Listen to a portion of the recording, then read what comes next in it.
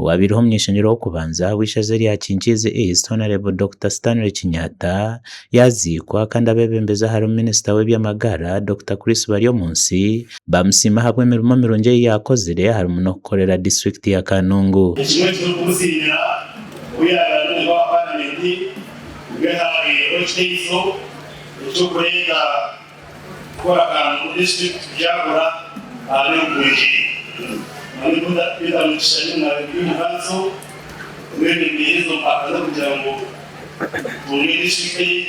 Minisitiri w'ebyamagara yajangwe ndwareji obwa hateye yongiro mu ihanga bitu bine plan yo kombeka irwaro ryayo ahirwaro ryambarara obero ne yongera nawe na kubanza ni yakora presentation mu cabinet yo kika ise kombeka irwaro rya kansa n'irwaro ryambarara gabijo no refaro hospital kabisa Uganda tutaiba ya kansa wapatia watu wa kansa ni bazamarago ababiri ni bana chama n'abariya. Omugazi w'omugenzi agamba ha mugenzi ngo muntu atwire na mutwarizaje kandi arukunda n'abana be. Yokutataka sinkanganaga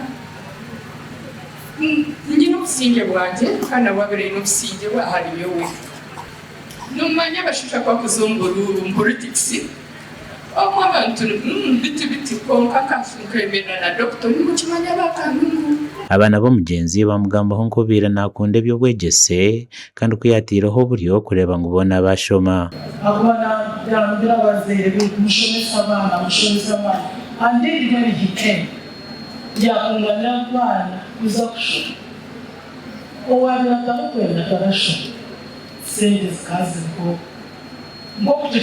everyone is a graduate. Not common for people's fathers to reach 86. So for that, let's clap for him. So much has been said about Daddy, his intellect, his resilience, his wonderful sense of humor, and his generosity. Omakura gandi nkuyanja y'abantu batera ndahambuga za Town Council ya Kazo kwinamiro mbirugobira rumeya wa Kazo Town Council Justus Mugarura kandi ofira takarahira wenchuro ya kabireji.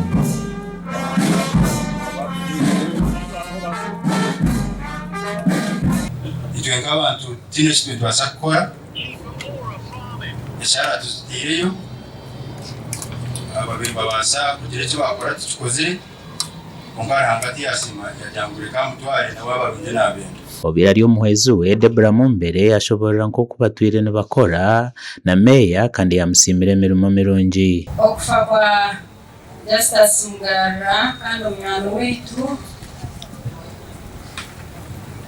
sasi munonga obiro kwa naho abariro kwirekuche okutuleta kwa safeka tetera mu na basakufa Ntugeje gusa ntugire utari babandi ntugire ngora n'abandi ntugire n'abandi ntubareka ikayagere yumvike kandi amazi makikoze. Mukuru w'entebe ya Katano mu district ya Kazo yashaba kanso hamwe n'abantu batakaza mu ntaro zo kuronda meya musya ngo kwiyaho barondo mu ntomwe bamuzo mu mugongo babebembere. Kuzaronda cyo meya watabukaza bashitana muterekanzo mutu tumuzo mugongo twera tumusema agende sitaza mukarura kandi ko kwanje ubujyani maze kimyaka itanu rero aragenda ku kuri mukora ko mu myaka ige. Urukorre by'umutegeki yo mu ofisi ya mukuru w'ihanga Robert Rwakandare yamusima habwo koreka abantu kubingo boro makagabo.